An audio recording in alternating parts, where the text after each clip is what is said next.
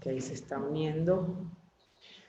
Bueno, buenos días. Buenos días a todas las personas que se conectan a las redes del festival, al canal de YouTube del festival. Y buenos días a Natalia Videla Peña. Es un placer tenerte con nosotros aquí en esta edición número 18 del Festival del Cine Venezolano. Quería hacer una breve presentación sobre ti, sobre tu carrera, para que la gente pues tenga mayores elementos para comprender la charla. Bueno, Natalia es productora audiovisual con 22 años de trayectoria en la industria, a pesar de ser bastante joven, aunque ella dice que no. Comenzó su carrera en la distribución cinematográfica y con 25 años fundó la productora Magma Cine en Argentina. Y años después, el movimiento audiovisual. Participó como productora en más de 30 largometrajes, series de ficción, documentales y cortos, y llevó adelante numerosas coproducciones con Europa, América Latina y Estados Unidos, y con destacadas empresas como 20th Century Fox, Participant Media, Movistar, entre otras. Sus películas participaron en distinguidos festivales internacionales tales como Cannes, San Sebastián, Toronto, Venecia y Mar del Plata.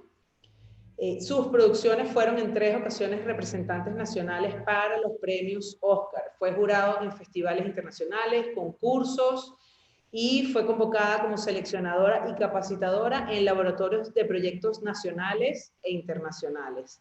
Participa activamente en la discusión y planificación de políticas para la industria audiovisual y para el fortalecimiento de las mujeres dentro de ella. Actualmente también se desempeña como miembro de la comisión directiva de la Academia de las Artes y las Ciencias Cinematográficas de la Argentina y de la Comisión de Cultura del Club Atlético River Plate.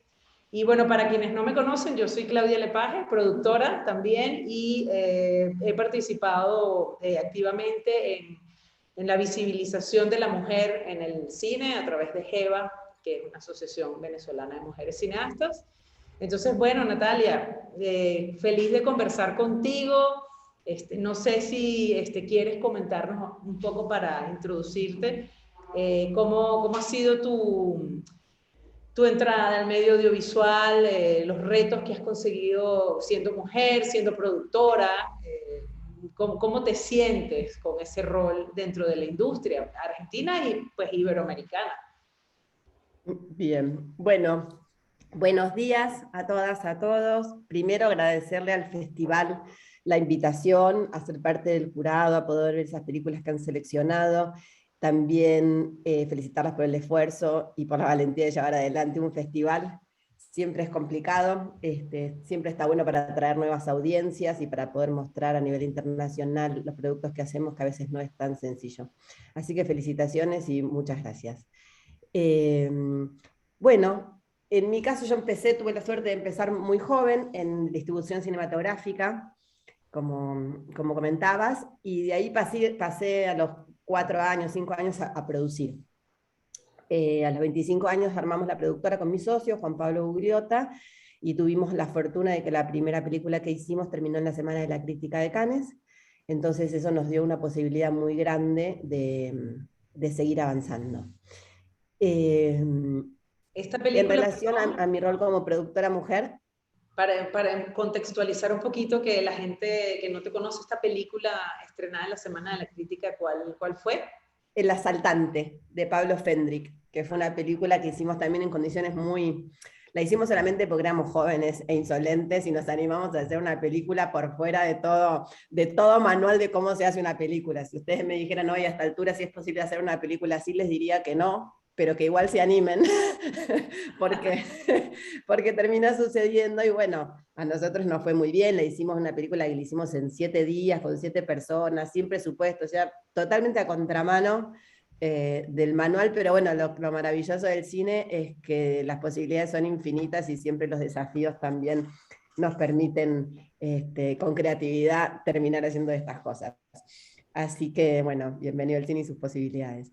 Bueno, en relación a mi rol como mujer en la industria, una vez dando una charla hace un tiempo con una persona muy, muy importante de la industria, mujer, más grande, le preguntamos cómo se sentía ella, o qué había sentido ella en su carrera, qué diferencias había sentido ella siendo mujer productora. Y la primera respuesta que nos dio fue, la verdad que cuando la primera vez que me hicieron esa pregunta, yo dije que no, que ninguna, que yo siempre me esforcé mucho, me destaqué y le di para adelante y llegué hasta donde llegué con muchísimo esfuerzo. Pero después se puso a pensar en esa pregunta, y cuando empezó a realmente responderse esa pregunta, se angustió un montón y sintió que no había sido nada fácil, que no había sido nada de lo que ella se había representado durante todos estos años, que realmente fue mucho más difícil que tal vez para los varones. Y está buena esa pregunta y hacernos esa pregunta, ¿en qué cosas es más difícil? Porque a veces yo tengo un carácter que es bastante para adelante, que no, realmente que me planto bastante, que no soy sumisa, un montón de condiciones que a mí tal vez me ayudan un poco más a enfrentar las dificultades y las diferencias que tenemos. Entonces pareciera que es sencillo y que es fácil, bueno, pues no lo es, cuando nos ponemos a ver las dificultades que tenemos a la hora de avanzar, y eso se refleja en las cifras, y no es algo que diga yo, ni es algo que tenga que ver con mi experiencia personal. Cuando una ve los números que devuelven las cifras en cine, donde todo en promedio es 80-20, o lógicamente 20% de ocupación femenina en cargos. Cuando uno va a cargos directivos, eso desciende. Cuando uno va a cargos específicos, eso también desciende. En las productoras es uno de los números más altos, pero ronda, por lo general es todo 70-30, en Argentina hay un poco más, hay un 40 y pico, más sin embargo es muy difícil. Y también se da una cosa que sucede, es el salto entre los roles, por ejemplo, los cargos de jefa de producción, directora de producción, hacia la producción ejecutiva. Ascienden, y cuando hay que dar el salto, el famoso techo de cristal que tenemos las mujeres, ese techo imperceptible que no podemos atravesar, bueno, cuando se da el salto, cuando tenemos que dar el salto a ser productoras, la cifra desciende. Entonces tenemos que empezar a preguntarnos qué pasa con esas cifras. O nosotras y nosotros asumimos que las mujeres somos incapaces de realizar determinadas tareas, o está pasando algo que hace que los números sean tan contundentes. Entonces sí, es bastante complejo, sobre todo por las horas de trabajo que demanda esto que hacemos, que además es incompatible con la maternidad, totalmente incompatible con la maternidad. Yo soy madre de dos hijos, y además con las tareas que nos son asignadas a las mujeres, que son las tareas del cuidado, no solamente la maternidad, sino el resto de las tareas del cuidado y las tareas domésticas.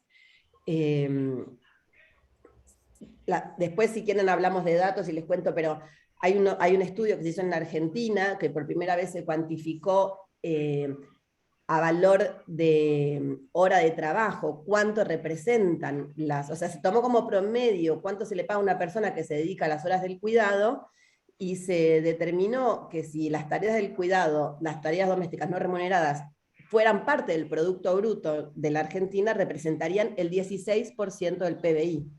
O sea, escuchen este número, el 16% del PBI, más arriba que la industria, más arriba que el comercio.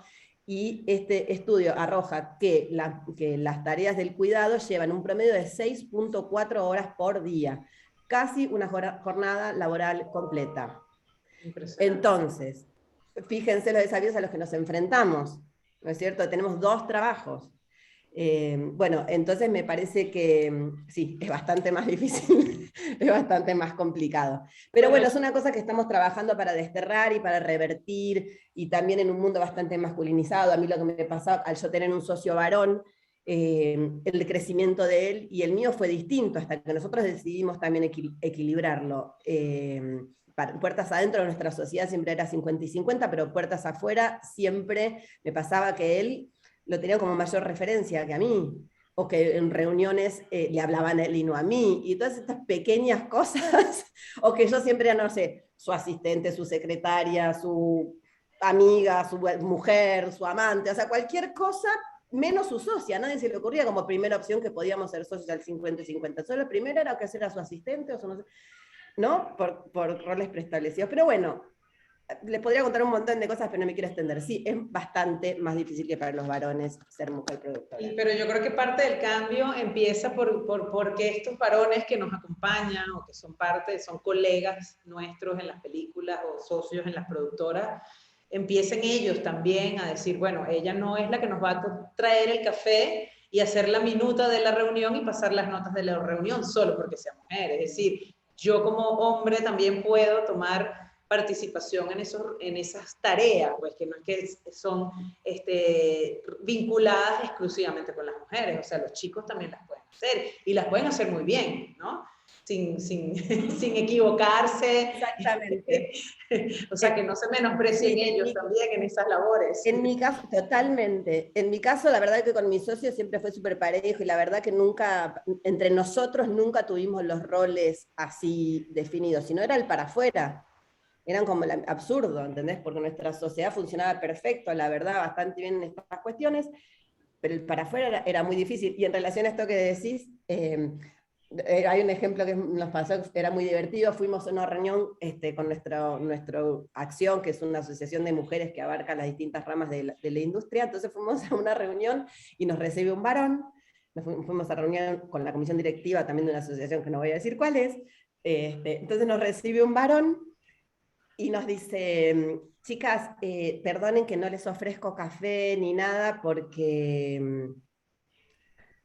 no quería que una mujer viniera y les trajera ningún café ni nada. Y entonces las chicas se quedan como, o sea, porque tenía miedo que lo tiraran al machirulo. Las chicas decían, pero ¿no se te ocurrió que podía ser vos el que podía traer el café? Entonces, para no poner a una mujer, no se le ocurre nunca que una posibilidad era que él la trajera. Entonces pasan como estas cosas todo el tiempo, que uno tiene que andar remarcando y decir, chicos, o sea, empiecen a desarmar su forma de pensar, ¿no? Que también está bastante arraigada en ellos porque son víctimas del patriarcado también en gran parte.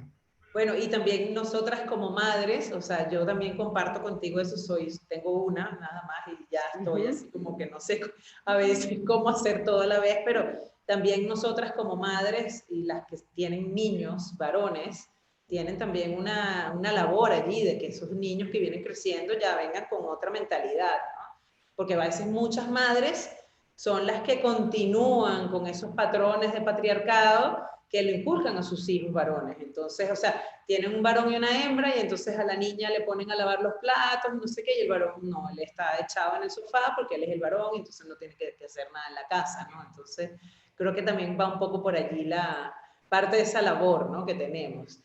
Sí, pero cuéntanos un poquito entonces de la creación de la asociación Acción en Mujeres, cuándo nace, quiénes te acompañan, cuáles son los objetivos de la asociación. Muy bien, espérame un segundito, espérame un segundito.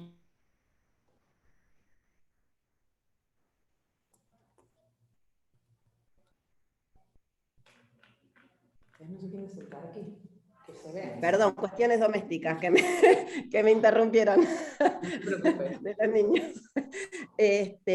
Sí, y cerrando lo que decías vos, con esta frase te cierro, esto de cómo las madres educamos a nuestros hijos, a mí me gusta mucho una frase que dice, menos cuida a tu niña, más educa a tu niño.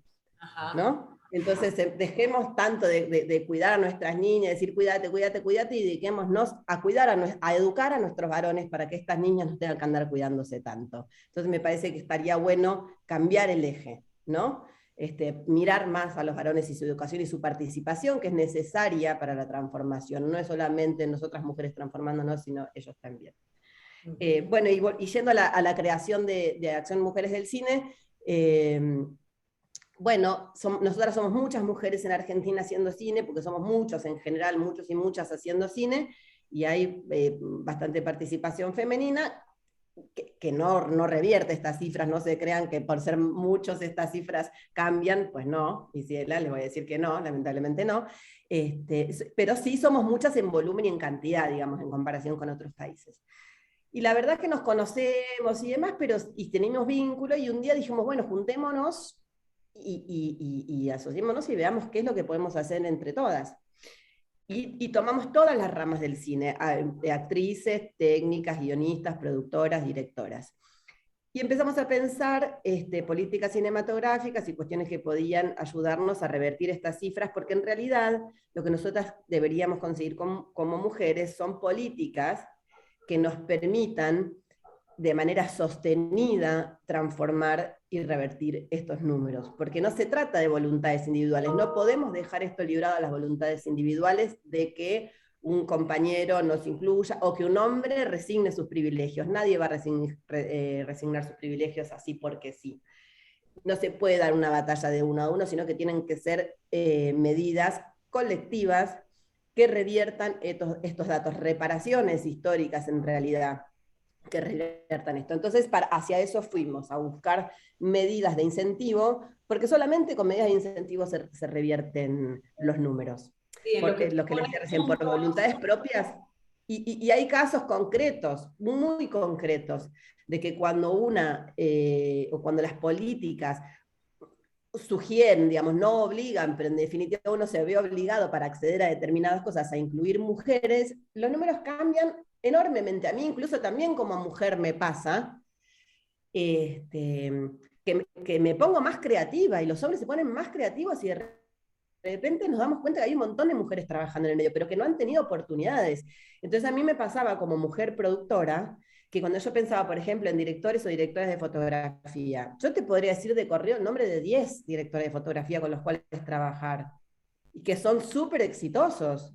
¿Por qué? Porque vos te das vuelta y le preguntás al otro y son 10 varones, 10 varones, 10 varones, que son los que tienen trabajo, los que hacen trayectoria, los que hacen carrera, y las mujeres no tienen oportunidad de demostrar todo lo que pueden hacer.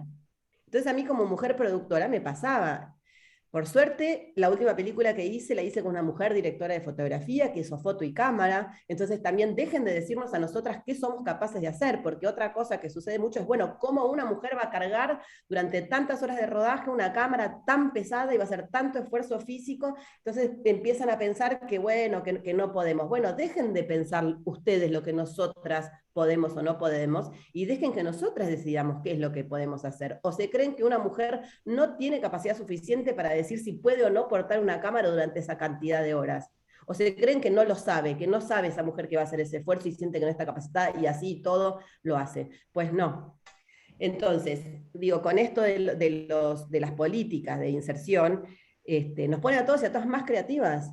Y instalar estos temas. Yo empecé a ver con qué mujeres directoras de fotografía podía trabajar y hice un trabajo hermoso. Y esta película terminó en Cannes, con una directora mujer, terminamos en la quincena de realizadores, con una directora mujer, con una DF mujer, protagonista mujer, y el trabajo que hizo es precioso, y esa mujer iluminando en esa película se nota y se agradece. A mí no se me hubiera ocurrido tal vez, años atrás, Hablando de convocarla a... 1976. Sí, exactamente, 1976 se llama la película. A mí tal vez no se me hubiera ocurrido, no me hubiera salido tan fácilmente. Y hay muchas mujeres que se están insertando en diferentes roles, en diferentes áreas, también por la cuestión del cupo. Yo trabajo en el área de cultura del Club Atlético River Plate. Una cosa que jamás me hubiera imaginado en la vida, porque yo soy productora de cine, además muy de River, muy fanática, muy gallina, el mejor equipo del mundo, pero a mí me convocan inicialmente por una cuestión de cupos. Me convocan por una cuestión de cupo. Sí. No me hubieran convocado nunca jamás en la vida, nunca jamás en la vida me hubieran convocado a eso. Y ahí estoy, y nos está yendo bien, y a mí me gusta lo que hago, y yo creo que están contentos con lo que estoy haciendo, porque no me han sacado de ahí. Pero entonces es una cuestión de cómo si empiezan a aparecer estas mujeres con posibilidad de hacer cosas, y cuando empezamos a hacer esas cosas nos va bien, lo hacemos bien. No tenemos la oportunidad, necesitamos que esos espacios se abran. Y el INCA, cuando tiene las convocatorias para dar ayudas de producción o de desarrollo, lo que sea, los proyectos, tiene este sistema de puntos donde si tienes una directora mujer, te puntúan más, o sea, tiene esta discriminación positiva a la hora de aplicar. Mira, sí, no lo tenía, hace varios años no lo tenía, pero a partir también de las agrupaciones, porque en la Argentina también están las chicas de MUA, que son muy activas y que trabajan muy bien, y estamos nosotras, y a partir de nosotras insistiéndole al INCA, nosotras cuando nos juntamos con Acción, lo primero que hicimos fue justamente hacer un documento donde nosotros le pedíamos al instituto 3 medidas concretas: acceso a la financiación, acceso al puntaje, y también un plus, o sea, los puntajes necesarios para presentar una película que para nosotras fuera menor ese porcentaje, y que nos facilitaran que nos adelantaran una cantidad de dinero, o sea, que nos sumaran un 2% al costo reconocido, si el equipo estaba compuesto mayoritariamente por mujeres y sobre todo con mujeres cabezas de equipo, que ese es otro problema, llegar a ser cabeza de equipo, porque pero mucha asistente, mucha pero cabeza de equipo, el famoso techo de cristal otra vez. Bueno, entonces le propusimos esas medidas en concreto, no, varias gestiones anteriores y no había respuesta, pero se instaló el tema, está instalado y seguimos insistiendo. Y entonces ahora sí están esos cupos. Ahora sí existen, tanto para la conformación de comités, que son los que eligen las películas, que además eso es muy importante, porque cuando nosotras miramos distinto. Entonces no es lo mismo una mujer evaluando un proyecto que un hombre evaluando un proyecto. Y tiene que haber paridad en esos comités evaluadores, porque a mí me pasó muchas veces ser mujer en esos comités, que si yo no tuviera el carácter que tengo, para mí es difícil plantarse entre 5 hombres. Y dicen, bueno, tema de minitas, o lo que tengan para decir esos hombres. Siendo más, es más fácil tener una mirada más homogénea de lo que se está presentando. Entonces, cupo para la selección, que es importantísimo. Por eso es muy importante la presencia paritaria de mujeres en las premiaciones de los festivales también. Cupo para el consejo asesor, que es un órgano de cogobierno del INCA. Entonces, los representantes, que son 2 por directores, directoras, productoras y de distintas ramas, tienen que ser un hombre y una mujer. En los comités tiene que ser paritario. Si ahora hay una nueva resolución que si está compuesto por mayoría femenina de equipo, tenés un porcentaje por encima, digamos, que era lo que nosotras veníamos pidiendo y reclamando, y tuvimos 1000 reuniones, y bueno, y eso va apareciendo. Pero si no es sostenido, o sea, si el INCA se desfinancia, si en ese plus que le da a las películas compuestas por mujeres hace que el INCA se desfinancie, pues bienvenidas a desfinanciación, porque somos un montón que estamos trabajando, y es que más del 51% de las mujeres está participando activamente en la industria. Entonces, bueno, será otro problema que tenemos que solucionar, cómo refinanciamos el INCA, pero con mujeres trabajando de manera sostenida en la industria, que es lo que nosotras queremos, sobre todo esto que hablamos antes, generar oportunidades que nos permitan demostrar las cosas que podemos hacer. Y yo creo que también es un tema como de referencias positivas que uno como mujer empieza a generar, ¿no? Porque cuando tú ves que las nuevas generaciones de chicas ven, mira, pero sí se puede ser directora de fotografía, porque ella acaba de hacer la dirección de fotografía de una película, entonces empiezas a generar unas referencias positivas que realmente ayudan a que esas creencias limitantes que tenemos o que tienen algunas mujeres, de creo que no puedo hacer esto porque soy mujer, dicen, no, pero sí se puede, porque si hay una mujer que está ocupando ese cargo, yo también lo puedo hacer, ¿no? Sí se puede, absolutamente, totalmente. ¿Y ves, en relación a las cifras que han arrojado los informes, por ejemplo, de FIACINE, si has visto alguna mejoría porcentual, bueno, sobre todo en los cargos de directora o de guionista, a raíz de estos cambios que se han implementado en el INCA? Mirá, la verdad que tanto no, porque estos cargos son recientes. Donde sí vi, por ejemplo, una cifra espantosa que teníamos nosotros en Argentina, que la verdad no tengo el dato de cómo se revirtió, pero sí sé por la conformación de las comisiones directivas, era que las comisiones directivas de las distintas asociaciones, desde editores, editoras, hasta directores y directoras de fotografía, directores, directoras, productores, productoras, cualquier tipo de asociación que hubiera, nosotros las relevamos, y en las comisiones directivas, obviamente el famoso 70-30, como de máxima 70-30, pero ¿en qué roles estaban las mujeres? Secretaria, vocal, tesorera, ¿no? Cuando íbamos a las presidencias era 90-10. 90-10. Bueno, entonces, ¿qué hacemos en esas cifras? Bueno, las mostramos y empezamos a decir, chiques, hagan espacio. Empecemos a tener comisiones directivas paritarias. Y eso se ha revertido bastante. Hay muchas mujeres en las presidencias y en las vicepresidencias de las comisiones directivas de las distintas academias. En el resto de las áreas, la verdad que sí cambia, pero es muy poco, no había un cambio radical. Yo creo que eso va a llevar un poco más de tiempo. Sí ha mejorado un poco, pero la verdad que las cifras son lamentables todavía. Aquí en Venezuela también son preocupantes y bueno, quizás donde más habemos mujeres en cargos altos es la producción. No sé, debe ser que es algo que se nos da bien. Y revisando un poco las últimas cosas que has hecho, y yo por lo menos como productora intento también es trabajar con mujeres directoras. Entonces, bueno, veo que en 1976 dirige Manuela Martelli, Manual de Supervivencia, que es esta serie para Amazon Prime, está Victoria Galardi. Entonces, quizás uno como mujer productora también tiene esa labor de decir, bueno, ¿qué directoras hay por allí con las que puedo trabajar, ¿no? Es una manera Sí, de 100%. influenciar también positivamente. 100%, y además es otro lenguaje, incluso también yendo un poco al área de las coproducciones, yo coproduzco mucho con mujeres y me siento muy cómoda coproduciendo con mujeres, me siento muy cómoda, porque hay un montón de cosas que ya no tengo que explicar, que ya sabemos, porque, que ya nos entendemos, entonces ya partimos de una base de entendimiento muy alta. Que con los hombres, sí, trabajo con muchos hombres y me llevo bárbaro y tengo socios coproductores maravillosos.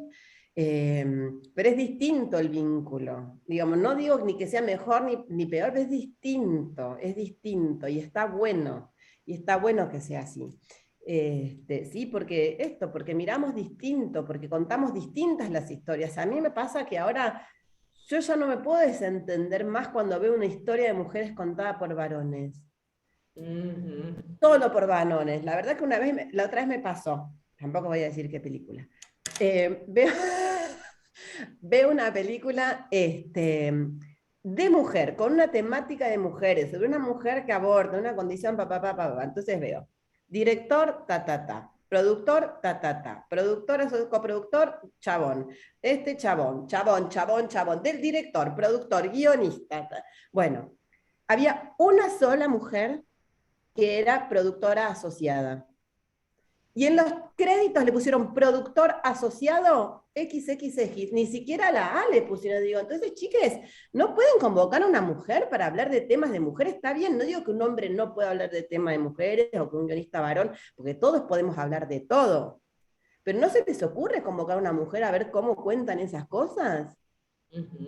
¿No? Es un poco fuerte que todas, y por eso también nos representamos como nos representamos en el cine, por eso tenemos las representaciones y también nos autopercibimos durante muchos años, nos hicieron creer que las mujeres éramos eso, que éramos Disney, que nos teníamos que casar, tener hijos, hacer las cosas como nos contaban las películas. Bueno, pues no. O sea, somos mucho más complejas y mucho más diversas. Por suerte estamos contando historias nuestras propias. Me pasó también como mujer productora una cosa que después me di cuenta que los varones no ven, que mi socio varón no veía, pero él es bárbaro, maravilloso y la verdad que no es una persona nada machista, no es una persona por el contrario, desde siempre, desde antes incluso de toda esta ola feminista, él siempre fue una persona con la que he podido trabajar muy bien en relación a eso, pero nos traen un guión donde era como al ser una película histórica, necesariamente todos los personajes eran varones, no podíamos inventar un personaje femenino. Pero había un personaje femenino que esa mujer los ayudó a escapar de la cárcel de la que escaparon, y me traía del guión y esta mujer, bueno, lloraba, lloraba, lloraba, cada vez que aparecía lloraba, y yo decía, pero puta madre, ¿por qué? O sea, ¿por qué cada vez que aparece está llorando? Y que mi marido, y que no sé qué cosa, y yo decía, no podemos hacer otra mujer, si los está ayudando a escapar, no podemos hacer otro personaje femenino, si es la que está conduciendo la fuga, ¿por qué tiene que llorar todo el tiempo? Bueno, y me la traí y lloraba, en un momento me calenté y dije, mira, hasta que no deje de llorar, no me vuelvas a traer el guión. No me lo vuelvas a traer.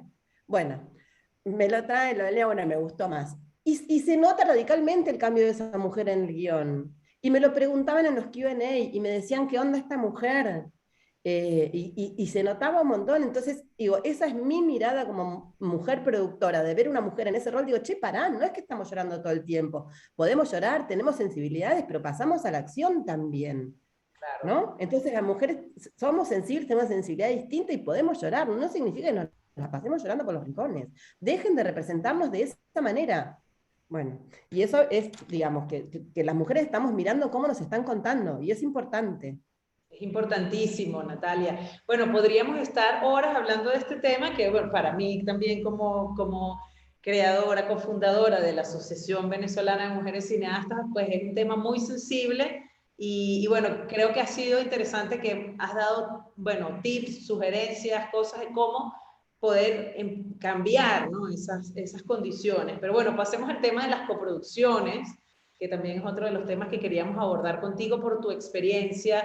En las coproducciones que has hecho, claro, no existe una fórmula mágica, las coproducciones son complejas, pero ¿cuáles crees tú que deben ser los valores de los proyectos, así en líneas generales, que sean ideales para coproducir? En líneas generales, sé que cada proyecto es diferente, pero no sé si es el contenido, si es, o sea, ¿qué te anima a ti a decir, bueno, quiero coproducir esta película? Bien, como decís vos, cada película es un mundo, son como los hijos, ¿no? Uno puede tener 2, 10, 20 y todos van a ser distintos, por más que los críe la misma madre o tengan, pues, se parezcan o tengan el mismo techo, cada uno es como es y cada uno es una cosa distinta. Bueno, para mí las películas son así, cada película es una cosa distinta, si bien todas responden a un patrón común, cada película es. Entonces, responder esta pregunta, bueno, es muy amplia, pero digamos, para seguir cerrando ¿no? Para no abrirla tanto, a mí, principalmente, después con los años, lo que yo priorizo mucho son las relaciones personales, la Mm, verdad. Saber con quién voy a coproducir. Porque las películas, como les acabo de decir, también son un poco unos hijitos, entonces una tiene que acompañarla durante muchísimos años, medio que para siempre. ¿No? Entonces, está bueno trabajar con gente con la que una se sienta cómoda trabajando, tener un buen vínculo laboral. Y la verdad que por suerte, cruzo los dedos, y mirá que hemos coproducido un montonazo, hemos tenido todas experiencias exitosas, de buenos vínculos con nuestros coproductores y coproductoras. Entonces, eso por suerte nos ha salido muy bien. Después, lógicamente, a mí lo que me convoca son las historias, ujú. poder leer guiones que estén buenos, que merezcan ser contados, y la capacidad artística que una ve en las directoras y los directores. Y después poder contar historias. A mí me gusta cuando coproduzco, me gusta también contar historias que sean, como lo que dicen ahora llaman local, ¿no? Global y local, que Ajá. tengan la particularidad de lo que se está contando y la especificidad y lo regional, lo particular de, de la historia que se está contando, pero que también pueda dialogar más universalmente o regionalmente, ¿no? Porque nosotros tenemos una región que podría dialogar y que mucho más de lo que lo hace. Si bien tenemos trayectoria de coproducción y por suerte los países se están animando cada vez más a coproducir y los países están poniendo, entienden que el audiovisual también es una industria que genera un montón de puestos de trabajo, que genera divisas, que genera recursos. En la Argentina las industrias culturales representan el 2,6 del valor agregado como del PBI, digamos, el valor agregado bruto. Es un montón las industrias culturales en general, y el cine, el audiovisual dentro de ellas es el que más hace. Eso es un número recontra importante.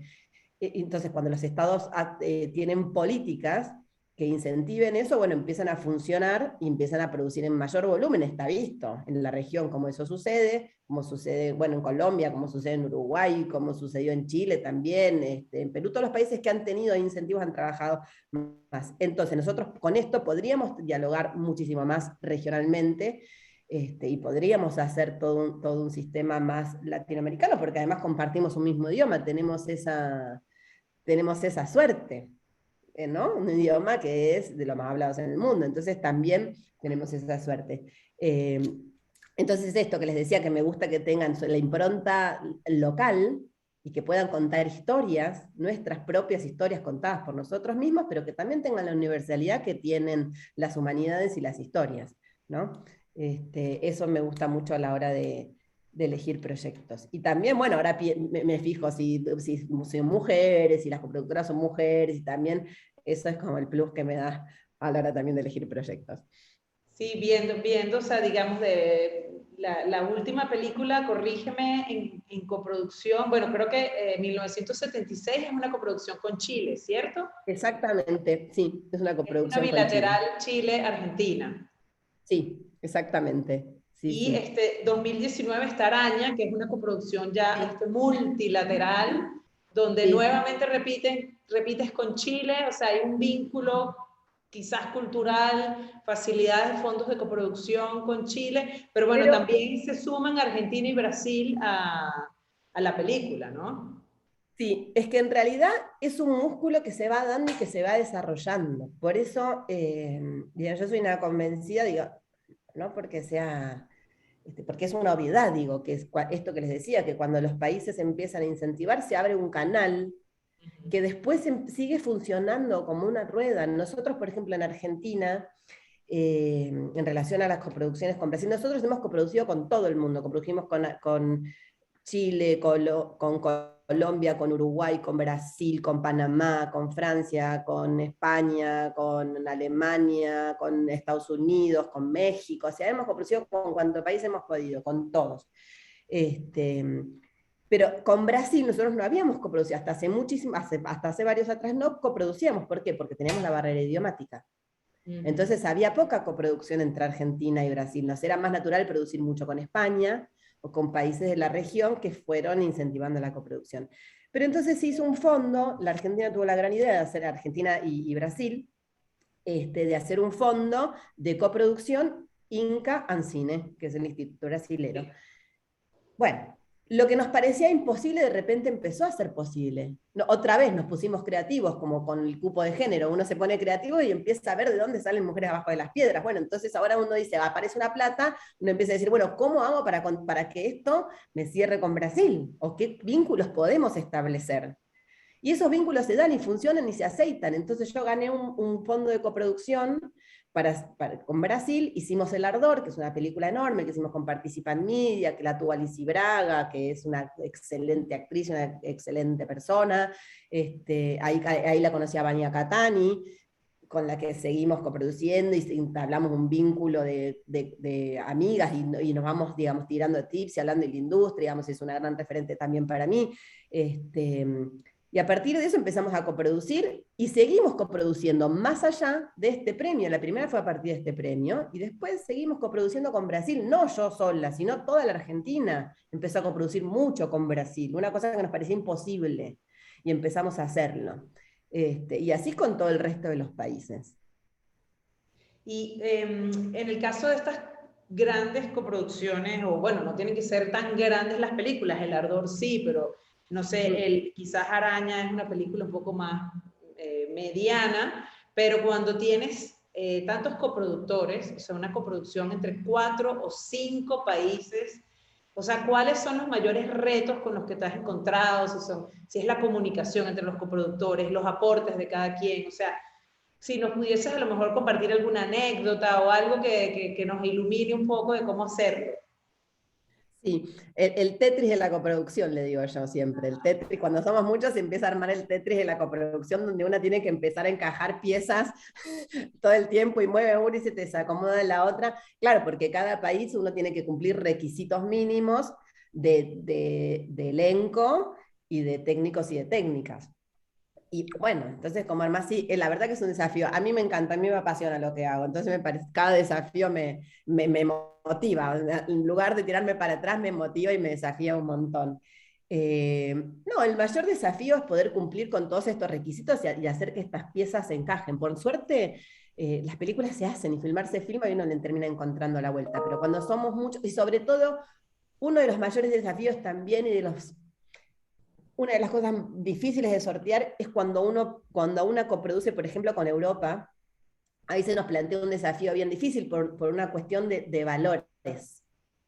Porque nosotras cuando coproducimos regionalmente, los valores entre Argentina y Chile, entre Argentina y Uruguay, Argentina y Brasil, varían, pero no son abismales esas diferencias. Entonces, bueno, puede ser que sea un poco más cara pues, producir en Brasil, pero bueno, tampoco es radical. Bueno, pero es así, son las reglas de la coproducción. Por más que salga un poco más caro, pues hay que producir ahí, pero termina encajando el presupuesto. Cuando una coproduce de estas latitudes con Europa, las diferencias son tantas que una a veces piensa, bueno, hace sentido pagar, digamos, con lo que yo pago una postproducción acá, hago toda la post de imagen, sonido, la mezcla. Entonces, ¿cómo hacemos encajar? ¿Cómo, no? Porque si uno dice, bueno, yo me gané un fondo de no sé, 100.000 euros, 150.000 o 80.000 euros.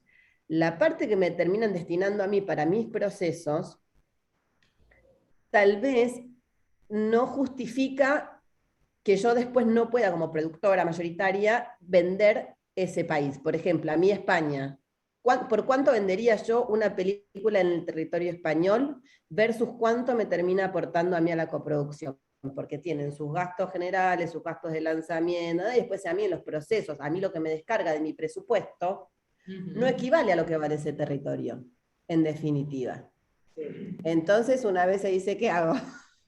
Entonces, es una decisión que se toma en ese momento. Bueno, lo necesito, no sé, tengo un gap de tanto, no sé, bueno, lo necesito, bueno, lo hago. Pero eso es una de las ecuaciones más difíciles de resolver, cuando los servicios que brindan son, hay tanta diferencia con los que nosotros, con los precios que tenemos. Eso es una ecuación Esa bastante complicada. disparidad de costos, ¿no? Que terminas Sí. diciendo, bueno, si yo puedo hacer la mezcla aquí en Latinoamérica por la mitad, bueno, ¿cómo balanceas eso, no? Claro, o por un, sí, sí, sí, o por un cuarto. Bueno, entonces ahí una tiene que ver cómo piensa inteligentemente esa distribución presupuestaria para maximizar el aporte del socio o socia coproductor. Es un lindo desafío. Pero bueno, si uno tiene los socios o socias adecuados, eso se va, uno le encuentra la vuelta siempre a esas cuestiones y se resuelven. Pero hacer encajar todo eso a veces es complicado. Y si tienes un socio coproductor sensato, a lo mejor pues hay pactos en privado que quizás no de cara a las instituciones, pero sí como entre los socios hay un acuerdo interno de, bueno, no te vas a quedar con la mitad de la película cuando el director es argentino, el guionista es argentino, etcétera, y de pronto pues el europeo un minoritario, pero Sí. decir, bueno, aunque los costos europeos sean más altos, bueno, no puedes tener la mitad de la película, ¿no? O sea, en realidad lo que representa es menor, ¿no?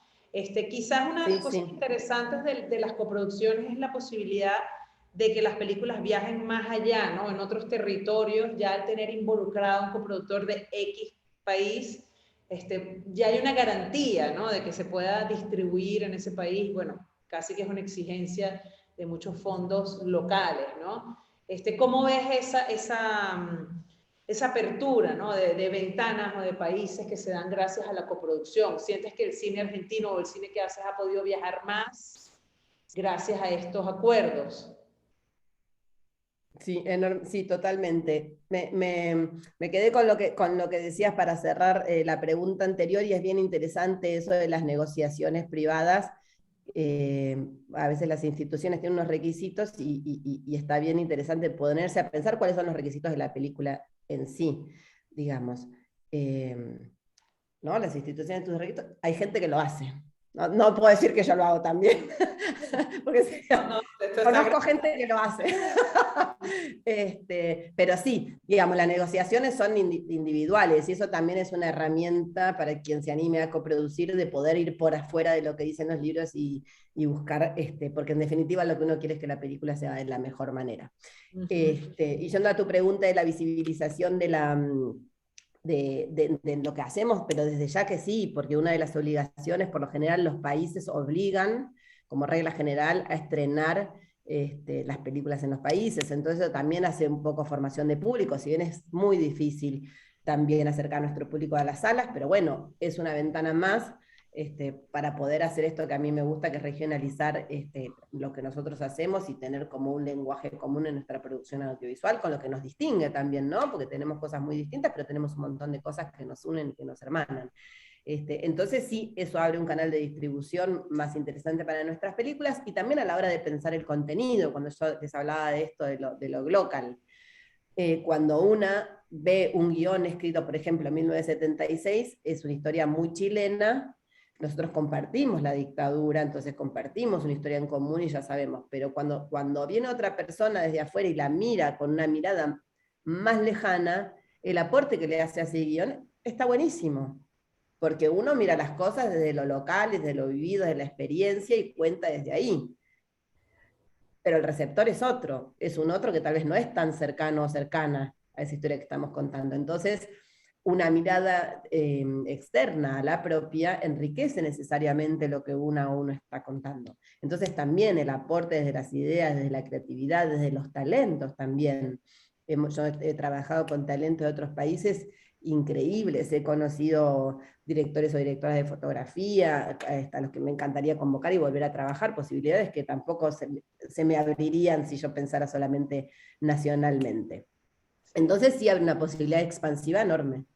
Sí, quizás. Enorme. Y esto, y conocer y hacer vínculos. O sea, hice vínculos que permanecen en el tiempo con la gente con la que yo he trabajado y volví a coproducir, o siempre estoy queriendo hacer más cosas. Y bueno, eso hace que nuestras películas crezcan, porque además las coproducciones, los resultados de mis películas no serían los mismos si yo no coprodujera con otros países, porque a nivel presupuestario a mí me ayuda a que mi película tenga mayor nivel y mayor calidad. Entonces podemos hacer mejores productos también, Sí, integralmente, en todos los sentidos. hay un aporte financiero, pero también hay un aporte artístico, o sea, hay una colaboración 100%. artística.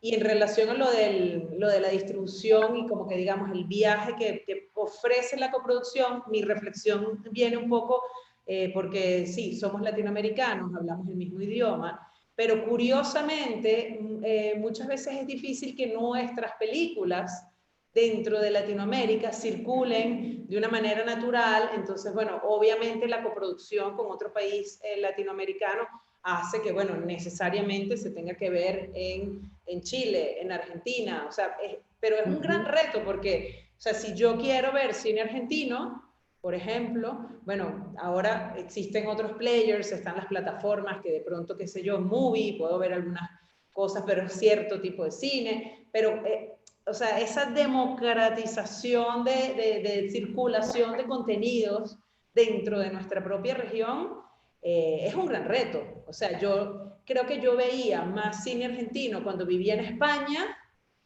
que realmente creo que en eso enhorabuena al cine argentino porque se han abierto un espacio, ¿no? Yo creo que los españoles nada más entienden a los actores argentinos, los otros sudamericanos dicen que hay que subtitularlos. Pero veía más cine argentino cuando vivía en España que ahora desde Venezuela, ¿no?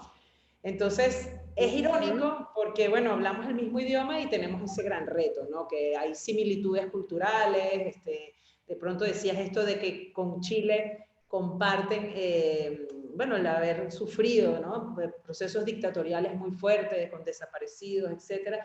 Pero bueno, ahí está donde tú dices la creatividad, cuando dices, bueno, hay fondos, hay posibilidades, hay gente como muy talentosa en otros países con las cuales podemos coproducir y bueno, eso es interesante como abrir esa puerta, ¿no? Y Sí. bueno, hablando un poco de Araña, de Andrés Wood, o sea, me llama la atención que, bueno, que el tema político y, o sea, porque habla de esa oposición, ¿no? Al régimen de Pinochet, son.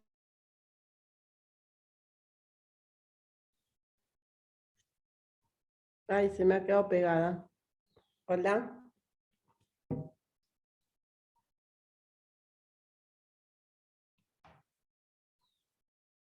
Se colgó, pero no sé si me Ahí escuchó. está. Ahí está. Ahí la recuperé. A ver qué onda. A ver.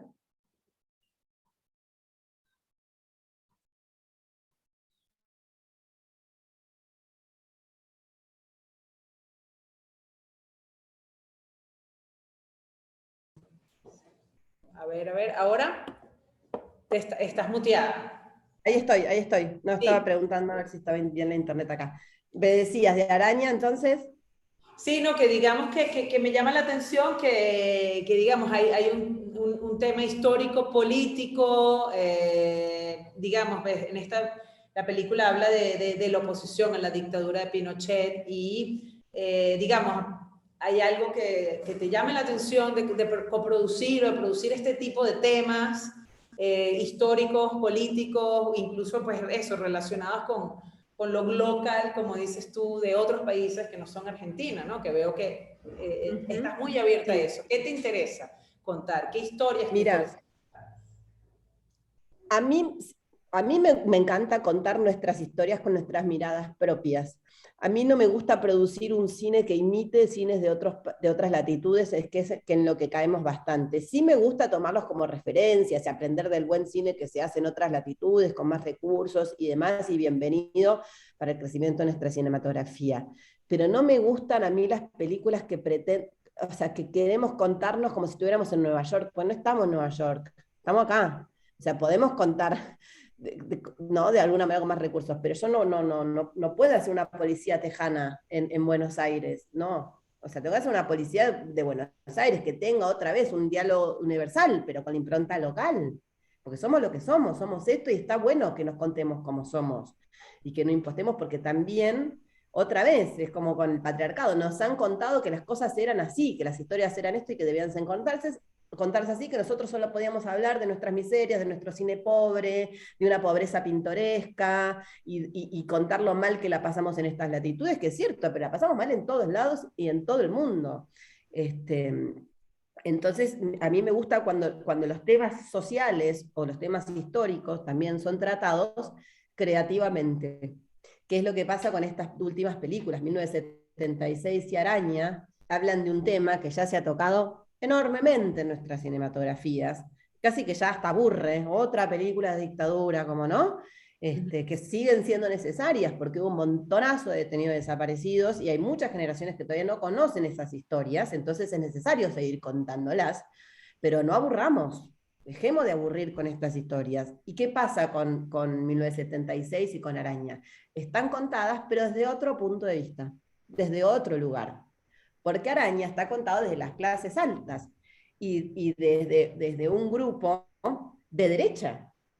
Y entonces a mí, cuando yo leí el guión, me generó una contradicción enorme, porque está muy bien escrito y espléndidamente actuado por Mercedes Morán, ese personaje femenino, que es un personaje femenino súper potente, una mina con la que yo como mujer empatizo, y digo, yo cómo estoy empatizando con esta mujer de derecha, cómo me genera admiración este personaje, pero hay una cosa, ¿entendés? Que me conflictúa a mí, digo, wow, qué personajón, ¿no? Y es una mina recontra derecha, malísima. Entonces eso es lo bueno de esa película, que está contada desde otro punto de vista y trata la misma problemática, el mismo tema. Lo mismo 1976, está contada desde una mujer burguesa y su historia personal y cómo la historia la termina atravesando sin ella quererlo. Y cómo la dictadura se le mete en su cotidianidad sin ella haberlo buscado, ni haberlo querido, ni haberlo... Entonces eso también son historias de nuestros pueblos. Y se vuelve a hablar de la dictadura, pero desde otro punto de vista. Entonces otra vez la creatividad, ¿no? Otra vez todo lo que nosotros podemos poner para contar, porque el cine nos da posibilidades infinitas, por suerte, infinitas. Pero tenemos que poner la creatividad a servicio de eso, ¿no? Sí. Eh, para ir cerrando con mi última pregunta y luego voy a leer la pregunta que tenemos en el chat de Carlos Humberto Ceballos, quería que nos contaras un poco cómo fue esa experiencia de El Ardor, que además participa, valga la redundancia, participa en Media, ¿no? ¿Cómo fue esa aproximación a esta gran casa productora estadounidense de cine independiente?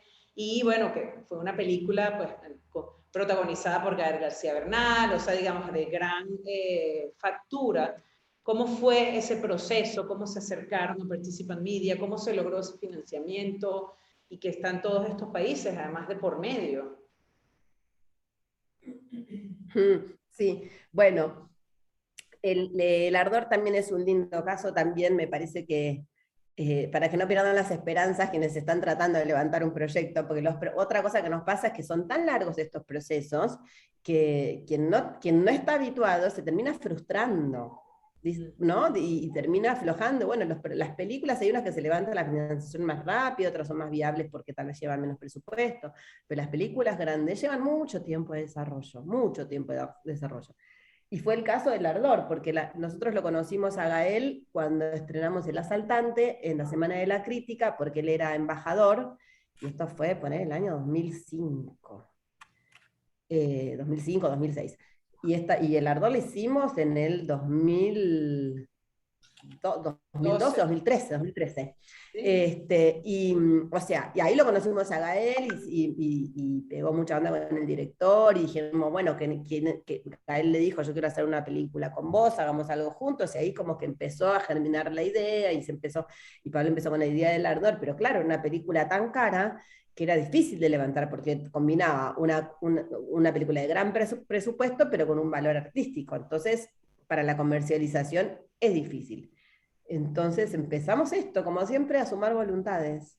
a sumar voluntades de a poquito, y bueno, entonces aparece la financiación, aparece Brasil, estaba México, Gael con su productora también, y Gael fue un gran abridor de puertas, una persona muy generosa, que nos terminó también presentando, introduciendo a Participan Media. Y a partir de ello, bueno, le presentamos el guión, le presentamos la propuesta, les gustó y coprodujimos con ellos, una experiencia muy, muy linda y muy exitosa, otra hermosa coproducción que hicimos. Pero bueno, es un camino largo y un proceso largo y se arma, como yo también les digo, el fútbol 5 de coproductores, ¿no? Tenemos para hacer un picadito, porque, ¿no? O sea, también digo, somos más productores que técnicos. Pero bueno, a veces hay que sumar muchísimas voluntades para hacer una película posible. Sí, bueno, voy a leer la pregunta que está en el chat y luego no sé si ustedes tienen alguna pregunta también que hacer. Bueno, Carlos Humberto dice, buenos días productoras. Tengo una pregunta. También el hecho de ser una coproducción influye en la posibilidad no solo de estrenos comerciales, sino de su participación en diversos festivales o premiaciones de cine. ¿Y cuál ha sido su experiencia y retos como productoras para lograr la participación de sus proyectos en festivales de cine? Si tienes algo que responder allí, y yo puedo también. Ay, bueno, está buena la pregunta. Es difícil lo de los festivales, ¿viste? Porque hay veces que una termina como desorientada, dice, como, ¿qué están buscando? ¿Qué están queriendo? ¿No? No, a veces una puede leerlos un poco más, pero hay momentos donde uno dice, no entiendo nada, como, hacia dónde van. Yo creo que sí, que tener la coproducción ayuda a que uno pueda entrar. Las películas son las películas y también se defienden por sí solas, ¿no? Pero tener más productores y más productoras pensando y, y empujando esa película, sí, yo creo que sí que facilita el ingreso a los festivales. No es determinante, la verdad no me parece que sea un factor determinante para nada, pero yo creo que sí facilita, también porque para mí los resultados de las películas muchas veces son mejores en coproducciones que cuando no se produce, no, cuando no se coproduce, cuando se produce solamente regionalmente. Entonces sí, creo que sí.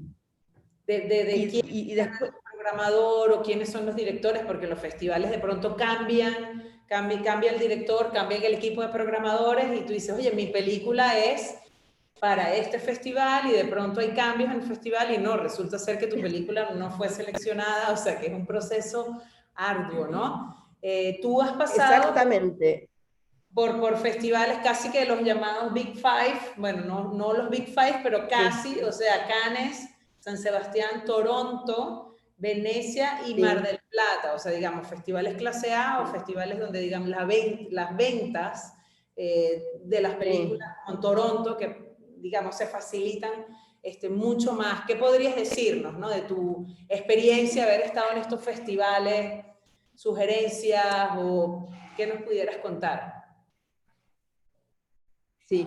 Yo- También está bueno lo que vos decías, ¿no? Que a veces que uno hace una película pensando en un festival y dice, bueno, esta película la voy a hacer para Cannes, esta película la voy a hacer para Berlín. Bueno, es una mentira eso, no sucede, porque, o sea, para mí misma, o sea, a mí no me gusta hacer películas obviamente, una siempre piensa, es un perfil para tal, un perfil para tal, pero después te cambia el programador y el perfil, o programadora, y el perfil se mantiene, pero andás a ver, o hacer películas para las plataformas. Bueno, yo voy a hacer una película para Netflix, una película para Amazon. Andás a ver qué necesita Amazon en ese momento, en el momento en que vos la terminaste de hacer, cuál es su prioridad y cómo le da la métrica.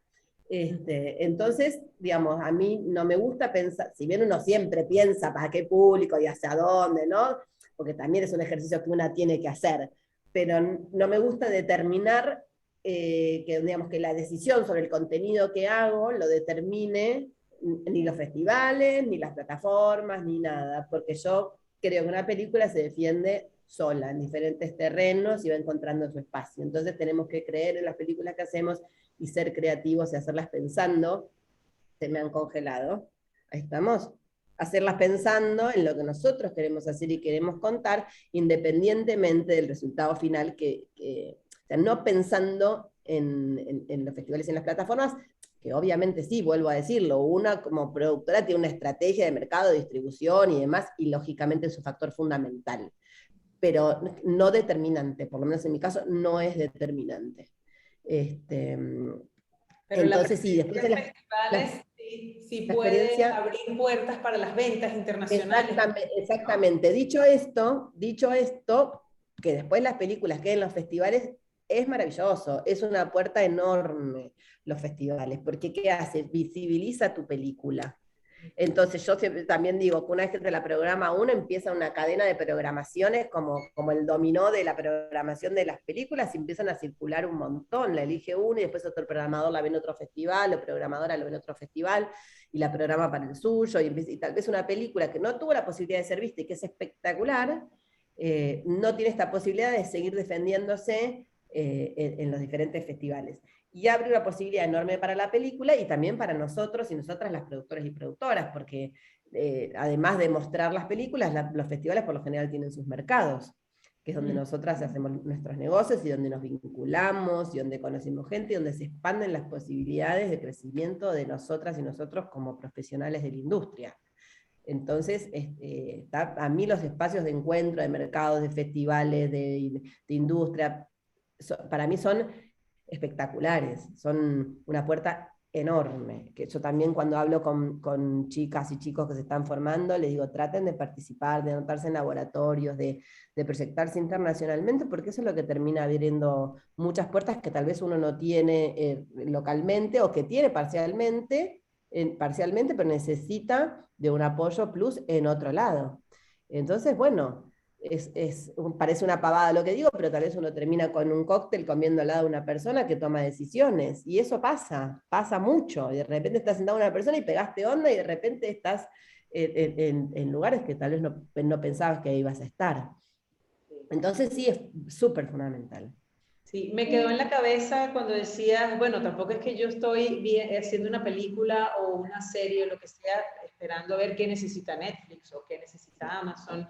Y en relación a manual de supervivencia, o sea, tu carrera ha estado más enfocada al cine, pero digamos, ahora también estás metida en el mundo de las series. ¿Qué ves de positivo en esta nueva apertura? ¿Qué retos te has conseguido? ¿Quieres seguir haciendo las dos cosas? ¿Cómo te sitúas ante esta realidad? Porque ya es una realidad, no es el futuro, es el presente. 100%. Bueno, como todo tiene pros y tiene contras. Yo por lo general soy optimista y me gusta siempre ver el medio vaso lleno más que el medio vaso vacío. Eh, Creo que las plataformas nos brindan unas posibilidades enormes, sobre todo de distribución de nuestros productos. Creo que tendrían que tener productos más variados, y el tema de la cuota de pantalla también está bueno, que tengan también una obligación de exhibir contenidos locales, también por la formación del público, que es importante. Y en relación a lo de las series, también esto nosotros lo hicimos por contenido, y otra vez los concursos y los incentivos y su importancia. Nosotros esta serie, creo que ahí está, ¿está bien en internet o está más o menos? Ahí Sí, viene, ¿no? sí, sí, te Okay. estamos escuchando.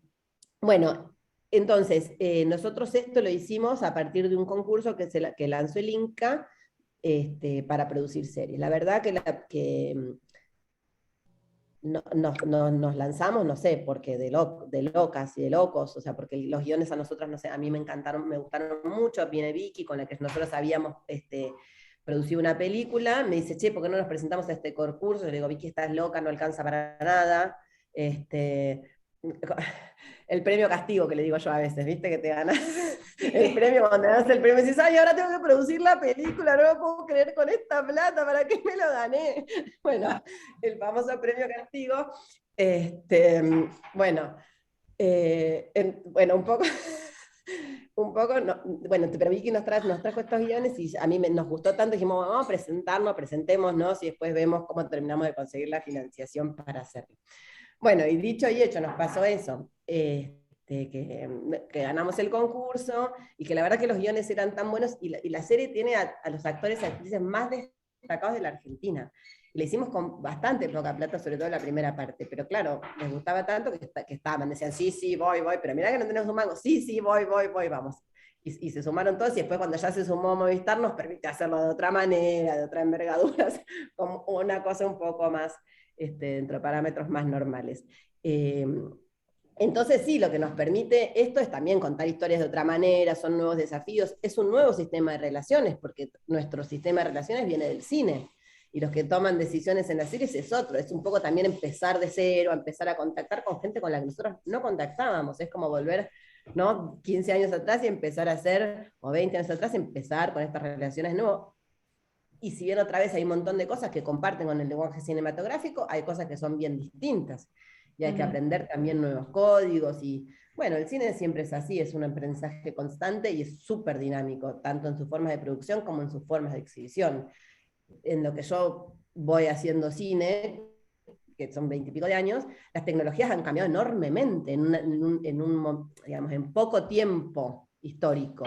Yo empecé filmando en Fílmico, una locura, nada que ver, nada que ver. Y estrenando, claro, estrenando en cine, yo me fui a Cannes con 5 latas del asaltante, con las latas pesadísimas, una locura, pensaba más las latas que yo, bueno, todo delirante. Y ahora uno manda por streaming la película, ¿no? Bueno, entonces los desafíos son permanentes y las plataformas vienen también a desafiarnos nuevamente. El tema es que no arrasen con todo en el medio.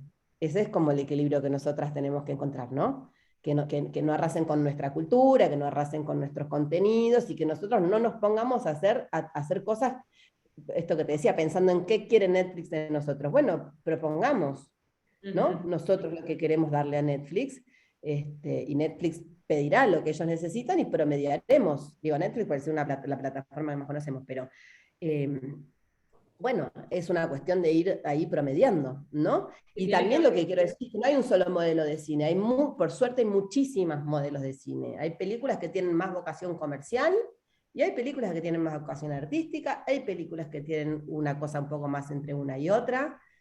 Y bueno, también está bueno incentivar la exhibición de todas las formas de producción, de todas las formas de cine. Que puedan coexistir, digamos, que cada quien que puedan pueda... coexistir, yo creo que sí. Si a mí me gusta el cine de autor, pues bueno, no por eso tengo que estar obligada a ver puro contenido mainstream, porque es lo único que hay en las plataformas, ¿no? Que no nos invadan todos los espacios, que hayan reductos todavía para que haya una oferta variada, ¿no? Porque al final hay diferentes... Porque las películas tienen su público, las películas encuentran su público cuando tienen la posibilidad de ser exhibidas. Yo, o sea, con la pandemia nos pasó que la gente empezó a ver un montón de películas argentinas en distintas plataformas, que antes no veía, que tal vez no van al cine porque te la sacan antes del cine, porque no te da tiempo. Entonces, cuando te dan esa oferta y esa posibilidad, el público, no te digo que se tira masivamente a ver nuestras producciones, pero se va acercando cada vez más y está la posibilidad de que la ven. Sí. Sí, bueno, Natalia, tenemos que ir cerrando ya. Ha sido un placer realmente conocerte, aunque sea de manera virtual, y conversar contigo. Gracias por toda esta generosidad de compartir con nosotros aquí en Venezuela tus conocimientos. No sé si quieres cerrar con alguna sugerencia o algo para nuestra comunidad. Yo siempre me gusta decir que se animen, ¿no? Que nos sigamos animando, que sigamos dialogando entre nosotras y nosotros. El cine es necesariamente un trabajo colectivo, necesariamente, no se puede hacer cine sola. Que es también lo bueno y lo lindo que tiene el cine y lo que me gusta a mí de mi trabajo, la posibilidad de expandir nuestro universo laboral y personal, ¿no? Y humano. Entonces, bueno, animémonos, sigámonos animando, o sea, vayamos para... A mí me encanta lo que hago, yo soy apasionada y mi vida es, por suerte me dedico a esto, por suerte me dedico a esto. Entonces, bueno, hay que animarse que los caminos se van encontrando, se encuentran, no digo que es fácil, no es fácil, es estresante, es agotador. Una vez se dice, ¿para qué mierda estoy haciendo esto también, no? ¿Quién me mandó a meterme? Pero es hermoso. Entonces sí, hay que animarse y hay que sobre todo reclamar y exigir políticas, exigirle a los estados que participen en la creación de políticas que nos permitan seguir haciendo lo que hacemos, porque es un generador y un multiplicador enorme de trabajos y para la economía y para la cultura y para muchos aspectos el cine. Así que eso. Como decimos por aquí, se sufre, pero también se goza. y sí se puede vivir de este oficio, sí se puede vivir de hacer cine, y que es importante para nuestras culturas y nuestros países, que bueno, que estemos allí contando historias, ¿no? Para la memoria del país, para las nuevas generaciones, etcétera, ¿no? Bueno, Natalia, muchísimas gracias, y bueno, los que podrán ver después en diferido esta charla, pues un saludo también, y un saludo a los que se conectaron y a las personas presentes aquí en la sala. Hasta luego. Bueno, muchas gracias, gracias al festival y gracias a vos, encantada de conocerte y conocerla. Adiós. Adiós.